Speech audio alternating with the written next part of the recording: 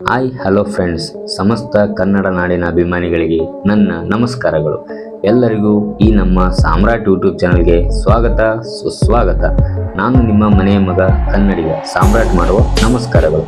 ಈ ವಿಡಿಯೋದಲ್ಲಿ ನಾವು ಕಪ್ಪು ಪೆಟ್ಟಿಗೆ ಎಂದರೇನು, ಇದು ವಿಮಾನಗಳಲ್ಲಿ ಯಾಕೆ ಬಳಸುತ್ತಾರೆ, ವಿಮಾನ ದುರಂತವಾದಾಗ ಮೊದಲು ಇದನ್ನು ಯಾಕೆ ಹುಡುಕುತ್ತಾರೆ, ಇದರಿಂದ ಆಗುವ ಲಾಭಗಳೇನು, ಇದರ ಮಹತ್ವ ಏನು, ಎಲ್ಲ 360 ಡಿಗ್ರಿಯಾಗಿ ಇದರ ಮಾಹಿತಿಯನ್ನು ನಿಮಗೆ ತಿಳಿಸಿಕೊಡುತ್ತೇವೆ. ವಿಡಿಯೋ ತುಂಬ ಇಂಟ್ರೆಸ್ಟಿಂಗ್ ಆಗಿರುತ್ತೆ. ವಿಡಿಯೋವನ್ನು ಕೊನೆವರೆಗೂ ನೋಡಿ ಸ್ನೇಹಿತರೆ. ವಿಡಿಯೋ ಸ್ಟಾರ್ಟ್ ಮಾಡೋಕ್ಕಿಂತ ಮುಂಚೆ ನಿನ್ನೆ ನಡೆದಂಥ ಅಹಮದಾಬಾದ್ ವಿಮಾನ ದುರಂತದಲ್ಲಿ ತೀರಿಕೊಂಡವರ ಆತ್ಮಕ್ಕೆ ಶಾಂತಿ ಸಿಗಲಿ ಎಂದು ಆ ಭಗವಂತನಲ್ಲಿ ಬೇಡಿಕೊಳ್ಳುತ್ತೇನೆ ಸ್ನೇಹಿತರೆ.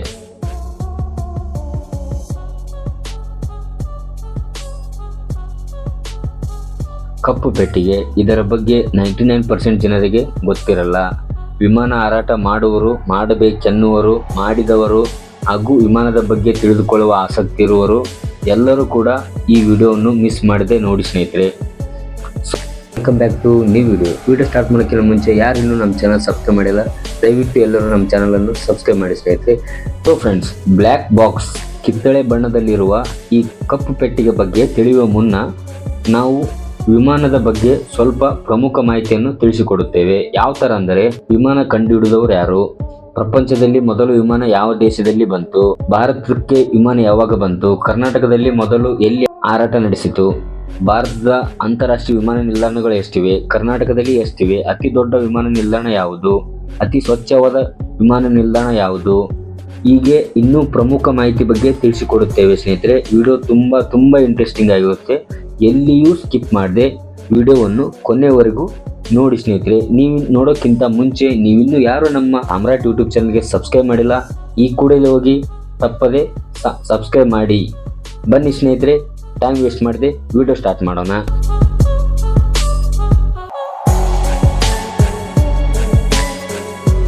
ವಿಮಾನ ಕಂಡುಹಿಡಿದವರು ಯಾರು?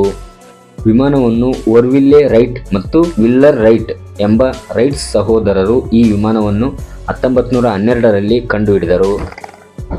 ನಂತರ ಅದನ್ನು ಡಿಸೆಂಬರ್ 17, 1903ರಂದು ಕೆರೋಲಿನಾದ ಕಿಟ್ಟಿ ಹಾಕ್ನಿಂದ ದಕ್ಷಿಣಕ್ಕೆ 4 ಮೈಲುಗಳು ಅಂದರೆ 6 ಕಿಲೋಮೀಟರ್ ವರೆಗೂ ಯಶಸ್ವಿಯಾಗಿ ಹಾರಾಟವನ್ನು ಮಾಡಿದರು. ಇದು ಇಡೀ ಪ್ರಪಂಚದಲ್ಲಿಯೇ ಮೊದಲ ಬಾರಿಗೆ ವಿಮಾನವನ್ನು ಯಶಸ್ವಿಯಾಗಿ ಹಾರಾಟ ಮಾಡಿದ ಮೊದಲ ವಿಮಾನ ಆಗಿದೆ ಸ್ನೇಹಿತರೆ ಇದು. ನೆಕ್ಸ್ಟ್, ಭಾರತದಲ್ಲಿ ವಿಮಾನ ಬಂದಿದ್ದು ಯಾವಾಗ?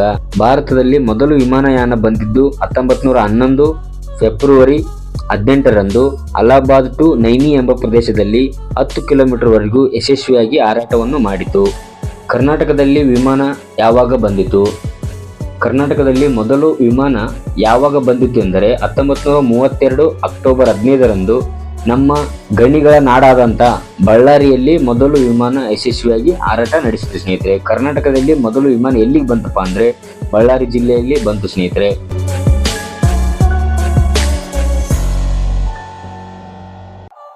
ಅಂತಾರಾಷ್ಟ್ರೀಯ ವಿಮಾನ ನಿಲ್ದಾಣಗಳು ಎಷ್ಟಿವೆ? ಪ್ರಸ್ತುತ ಭಾರತದಲ್ಲಿ 34 ಅಂತಾರಾಷ್ಟ್ರೀಯ ವಿಮಾನ ನಿಲ್ದಾಣಗಳು ಇವೆ ಸ್ನೇಹಿತರೆ. ಅವು ಯಾವುವು ಎಂದು ಇಲ್ಲಿ ಸ್ಲೈಡ್ ಮೇಲೆ ಕೊಟ್ಟಿರುತ್ತೇವೆ ಸ್ನೇಹಿತರೆ, ನೋಡಿ. ವಿಡಿಯೋ ಪಾಸ್ ಮಾಡಿ ನೋಡಿ. ಕರ್ನಾಟಕದಲ್ಲಿ ಅಂತಾರಾಷ್ಟ್ರೀಯ ವಿಮಾನ ನಿಲ್ದಾಣಗಳು ಎಷ್ಟಿವೆ? ಪ್ರಸ್ತುತ ಭಾರತದಲ್ಲಿ 34 ಅಂತಾರಾಷ್ಟ್ರೀಯ ವಿಮಾನ ನಿಲ್ದಾಣಗಳಿವೆ. ಅದರಲ್ಲಿ ಕರ್ನಾಟಕದಲ್ಲಿ ಎಷ್ಟು ನಿಲ್ದಾಣಗಳಿವೆ ಎಂದರೆ 2 ಇವೆ. ಅವು 2 ಯಾವಪ್ಪ ಅಂದರೆ ಕೆಂಪೇಗೌಡ ಅಂತಾರಾಷ್ಟ್ರೀಯ ವಿಮಾನ ನಿಲ್ದಾಣ, ಮಂಗಳೂರು ಅಂತಾರಾಷ್ಟ್ರೀಯ ವಿಮಾನ ನಿಲ್ದಾಣ. ಪ್ರಸ್ತುತ ಇವು ಪ್ರಮುಖ 2 ಅಂತಾರಾಷ್ಟ್ರೀಯ ವಿಮಾನ ನಿಲ್ದಾಣಗಳು ನಮ್ಮ ಕರ್ನಾಟಕ ರಾಜ್ಯದಲ್ಲಿ ಇವೆ ಸ್ನೇಹಿತರೆ. ನೆಕ್ಸ್ಟ್, ಅತಿ ದೊಡ್ಡ ಅಂತಾರಾಷ್ಟ್ರೀಯ ವಿಮಾನ ನಿಲ್ದಾಣ ಯಾವುದು? ಪ್ರಸ್ತುತ ಭಾರತದಲ್ಲಿ ಅತಿ ದೊಡ್ಡ ಅಂತಾರಾಷ್ಟ್ರೀಯ ವಿಮಾನ ನಿಲ್ದಾಣ ಯಾವುದು ಎಂದರೆ ಅದೇ ನಮ್ಮ ಇಂದಿರಾ ಗಾಂಧಿ ಅಂತಾರಾಷ್ಟ್ರೀಯ ವಿಮಾನ ನಿಲ್ದಾಣ ಸ್ನೇಹಿತರೆ. ಇದು ಎಲ್ಲಿ ಕಂಡುಬರುತ್ತದೆ ಅಂದರೆ ನ್ಯೂ ಡೆಲ್ಲಿಯಲ್ಲಿ ಇದು ಕಂಡುಬರುತ್ತದೆ. ನೆಕ್ಸ್ಟ್, ಅತಿ ಸ್ವಚ್ಛವಾದ ವಿಮಾನ ನಿಲ್ದಾಣ ಯಾವುದು ಅಂದರೆ ಪ್ರಸ್ತುತ ಭಾರತದಲ್ಲಿ ಅತಿ ಸ್ವಚ್ಛವಾದ ಅಂತಾರಾಷ್ಟ್ರೀಯ ವಿಮಾನ ನಿಲ್ದಾಣ ಯಾವುದು ಎಂದರೆ ಅದೇ ನಮ್ಮ ಮನೋಹರ್ ಪಾರೇಕರ್ ಅಂತಾರಾಷ್ಟ್ರೀಯ ವಿಮಾನ ನಿಲ್ದಾಣ ಸ್ನೇಹಿತರೆ. ಇದು ಯಾವ ರಾಜ್ಯದಲ್ಲಿ ಕಂಡುಬರುತ್ತದೆ ಅಂದರೆ ಇದು ಗೋವಾ ರಾಜ್ಯದಲ್ಲಿ ಕಂಡುಬರುತ್ತದೆ. ವಿಮಾನ ಹಾರಾಡಲು ಬಳಸುವ ಇಂಧನ ಯಾವುದು ಗೊತ್ತಾ ಸ್ನೇಹಿತರೆ ನಿಮಗೆ? ಸಾಮಾನ್ಯವಾಗಿ ವಿಮಾನಗಳಲ್ಲಿ 2 ರೀತಿಯ ಇಂಧನವನ್ನು ಬಳಸಲಾಗುತ್ತದೆ. ಈ ಇಂಧನಗಳು ಜೆಟ್ ಇಂಧನ ಮತ್ತು ಅವಿಗಾಸ್ ಇಂಧನ ಎಂದು ಕರೆಯುತ್ತಾರೆ. ಜೆಟ್ ಇಂಧನವು ಜೆಟ್ ಎಂಜಿನ್ಗಳಿಗೆ ಶಕ್ತಿಯನ್ನು ತುಂಬಲು ಬಳಸಲಾಗುತ್ತದೆ ಸ್ನೇಹಿತರೆ. ಅವೀಗ ಇಂಧನವನ್ನು ಟೋಲೋಪ್ರಾಪ್ ವಿಮಾನಗಳಲ್ಲಿ ಇಂಜಿನ್ನ ಪಿಸ್ಟನ್ಗಳನ್ನು ಓಡಿಸಲು ಬಳಸಲಾಗುತ್ತದೆ ಸ್ನೇಹಿತರೆ. ಅಂದರೆ ನಿಮಗೆ ಯಾವ ಥರ ಹೇಳ್ಬೇಕಂದ್ರೆ, ಆ ಇಂಜಿನ್ ಯಾವ ಇಂಜಿನ್ ಇರುತ್ತೆ ಸ್ನೇಹಿತರೆ, ಆ ಇಂಜಿನ್ಗೆ ತಕ್ಕಂತ ಫ್ಯೂಲ್ ಹಾಕುತ್ತಾರೆ ಸ್ನೇಹಿತರೆ. ಎಲ್ಲ ವಿಮಾನಗಳಿಗೆ ಒಂದೇ ತರ ಅಂತ ಇಂಜಿನ್ ಇರುವುದಿಲ್ಲ. ಯಾವ ಇಂಜಿನ್ ಯಾವ ವಿಮಾನದಲ್ಲಿ ಇರುತ್ತದೆ ಆ ಇಂಜಿನ್ಗೆ ತಕ್ಕಂತೆ ಇಂಧನವನ್ನು ಬಳಸುತ್ತಾರೆ ಸ್ನೇಹಿತರೆ. ಇವಾಗ ವಿಷಯಕ್ಕೆ ಬರೋಣ. ಕಪ್ಪು ಪೆಟ್ಟಿಗೆ ಎಂದರೇನು, ಅದು ಹೇಗೆ ಕಾರ್ಯನಿರ್ವಹಿಸುತ್ತದೆ? ಅಪಘಾತಗಳು ಮತ್ತು ಗಂಭೀರ ಘಟನೆಗಳು ಆದಾಗ ಅದು ಯಾಕೆ ಆಯಿತು, ಅದರ ಆಗುವುದಕ್ಕೆ ಕಾರಣ ಏನು ಎಂದು ತಿಳಿದುಕೊಳ್ಳಲು ಇದನ್ನು ಬಳಸುತ್ತಾರೆ ಸ್ನೇಹಿತರೆ. ಇದರಿಂದ ಇಂತಹ ಘಟನೆಗಳು ಮರಳಿ ಆಗಬಾರದು ಎಂಬ ದೃಷ್ಟಿಯಿಂದ ಇದನ್ನು ಪ್ರತಿಯೊಂದು ವಿಮಾನಗಳಲ್ಲಿ ಇದನ್ನು ಅಳವಡಿಸುತ್ತಾರೆ ಸ್ನೇಹಿತರೆ. ಇದು ಎಂಥ ಬ್ಲಾಸ್ಟ್ ಆದರೂ ಕೂಡ, ಎಂಥ ಬೆಂಕಿ ಅವಘಡ ಆದರೂ ಕೂಡ ಸ್ನೇಹಿತರೆ ಇದಕ್ಕೆ ಏನು ಹಾನಿ ಆಗುವುದಿಲ್ಲ. ಆ ಥರ ಇದನ್ನು ನಿರ್ಮಿಸಿದ್ದಾರೆ. ಇದನ್ನು 1930ರಿಂದಲೂ ಇದನ್ನು ಅಳವಡಿಸಲು ಪ್ರಾರಂಭಿಸಿದ್ದಾರೆ ಸ್ನೇಹಿತರೆ.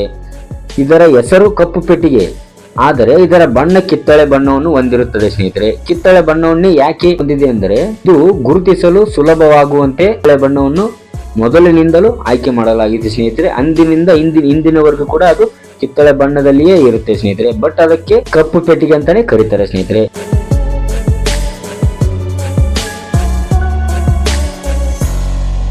ಸೊ ಫ್ರೆಂಡ್ಸ್, ಇದಿಷ್ಟು ವಿಮಾನ ಯಾವಾಗ ಆರಂಭ ಆಯಿತು, ಎಲ್ಲಿ, ಭಾರತಕ್ಕೆ ಯಾವಾಗ ಬಂತು, ಕಂಡು ಹಿಡಿದವರು ಯಾರು, ಎಷ್ಟರಲ್ಲಿ ಬಂತು, ಕರ್ನಾಟಕದಲ್ಲಿ ಯಾವಾಗ ಹರಡಿತು, ಅತಿ ದೊಡ್ಡ ವಿಮಾನ ನಿಲ್ದಾಣ ಯಾವುದು, ಅತಿ ಸ್ವಚ್ಛವಾದ ವಿಮಾನ ನಿಲ್ದಾಣ ಯಾವುದು, ಕಪ್ಪು ಪೆಟ್ಟಿಗೆ ಅಂದರೆ ಏನು, ಅದನ್ನು ಯಾಕೆ ಬಳಸುತ್ತಾರೆ, ಅದರ ಉಪಯೋಗ ಏನು, ಅದರ ಲಾಭಗಳೇನು ಎಂದು ನಿಮಗೆ ಎಲ್ಲ ಮಾಹಿತಿಯನ್ನು ತಿಳಿಸಿಕೊಟ್ಟಿದ್ದೇವೆ ಸ್ನೇಹಿತರೆ. ಈ ಮಾಹಿತಿ ನಿಮಗೆ ಇಷ್ಟ ಆದರೆ ವಿಡಿಯೋಗೆ ಒಂದು ಲೈಕ್ ಮಾಡಿ, ನಿಮ್ಮ ಅನಿಸಿಕೆಯನ್ನು ಕಮೆಂಟ್ ಮಾಡಿ, ಮತ್ತೆ ಸಬ್ಸ್ಕ್ರೈಬ್ ಮಾಡೋದು ಮಾತ್ರ ಮರೆಯಬೇಡಿ ಸ್ನೇಹಿತರೆ. ಈ ಮಾಹಿತಿ ಇಷ್ಟ ಆದರೆ ನಿಮ್ಮ ಫ್ರೆಂಡ್ಸಿಗೆಲ್ಲ ಶೇರ್ ಮಾಡಿ. ಮತ್ತೆ ಉತ್ತಮ ವಿಡಿಯೋದೊಂದಿಗೆ ನಿಮ್ಮ ಮುಂದೆ ಬರುತ್ತೇನೆ ಫ್ರೆಂಡ್ಸ್. ಅಲ್ಲಿವರೆಗೂ ಎಲ್ಲರಿಗೂ ಜೈ ಹಿಂದ್, ಜೈ ಕರ್ನಾಟಕ.